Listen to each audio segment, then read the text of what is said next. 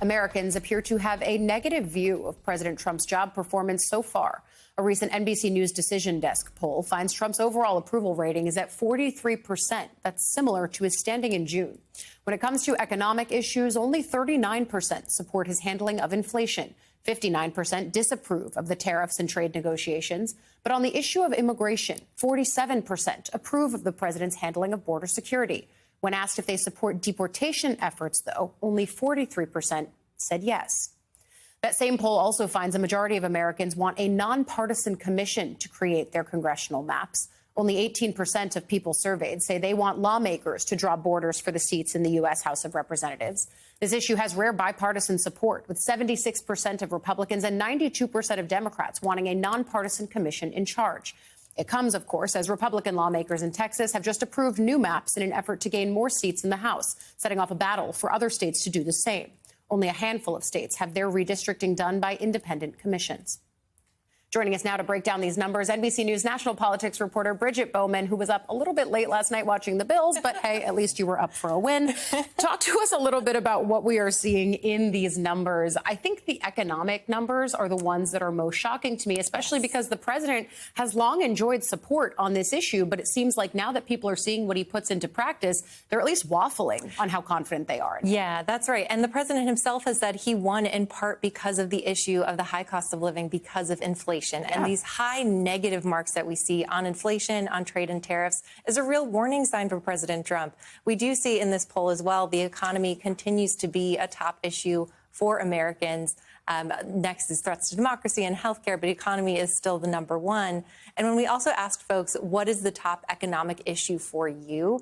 By far and away, by far, it is inflation and the cost of living. So the fact that the president continues to struggle on this issue is a real warning sign for him, for Republicans, maybe heading into the midterms next year, too. We'll see, do voters start to see this as the Trump economy, and do these frustrations persist? Do they take it out on Republicans running for the House and the Senate next year? Well, it makes sense then, of course it always has, as to why he keeps saying, well, when the economy is good, it's the Trump economy, but when it's bad, it's still the Biden economy. Yeah. But 8 months in, 9 months in, it's really hard to continue selling Americans on that kind of an argument, especially when this economy has Trump's stamp all over it, from tariffs to other metrics.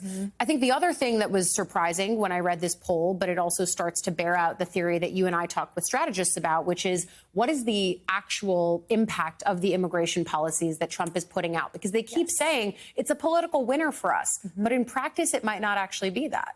Yeah, that's right. This does, relative to other issues, immigration does tend to be one of the better testing issues for President Trump. But still, we find majorities disapproving of how he's handling this issue. And in this survey, we kind of did an interesting thing where we asked this question two different ways. We asked, how do you view how Trump is handling the immigration and border security versus immigration and deportations? And we saw, you see there, a slightly higher share of Americans saying they disapprove of the deportations versus border security. So we'll have to definitely keep an eye on this as these deportations continue, as the Trump administration continues to focus on this.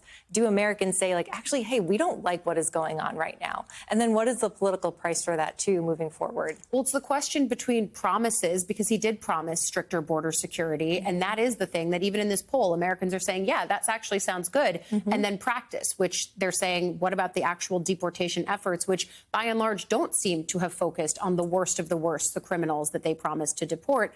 I think that's the balancing act here. Yeah, there's a lot of nuance when it comes to this issue. And this poll touched on it a little bit, but when you see in other surveys, too, that test specifically what about deporting violent criminals versus folks who have been in the country for a while, we see kind of a wide range of views when you really get into the weeds on this. So how voters are interpreting what is going on is going to be really key for Republicans moving forward. Absolutely. And then the other piece of this, too, that's very much on the news cycle is on redistricting. Yes. Yeah, that's right. So this poll was in the field. It should be noted that's back half of August. So right as all this drama in Texas and California was playing out, this is when we were asking Americans about this. And as you noted, vast majorities say that they support lines being drawn by a nonpartisan commission. About 18% say that they want the party in power. And there was an interesting partisan split where we saw a higher share of Republicans say they want the party in power to draw these lines compared to Democrats. But still, overwhelming majorities want a nonpartisan commission here. And it's worth noting that this is testing the broad issue, right? Like it's not testing the specific actions in Texas or the specific actions in California, but it tells us what kind of backdrop, as these fights play out, what the backdrop is politically for all of this. And it's not to suggest that the ballot measure in California, for example, that's going to temporarily change how the lines are drawn, doesn't mean that that measure is going to fail, right? There has been some polling on that shows there's more support than opposition, although a good chunk of voters are still undecided on it. So we'll have to see how that plays out in California.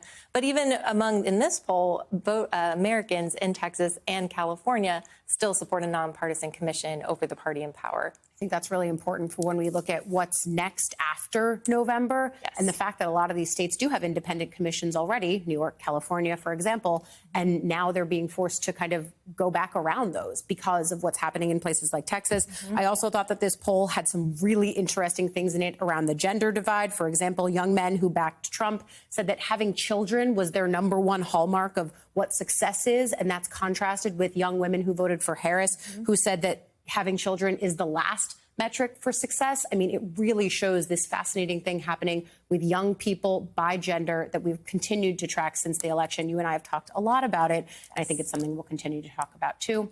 For now, we'll leave it there. NBC's Bridget Bowman, thank you, as always, for coming on.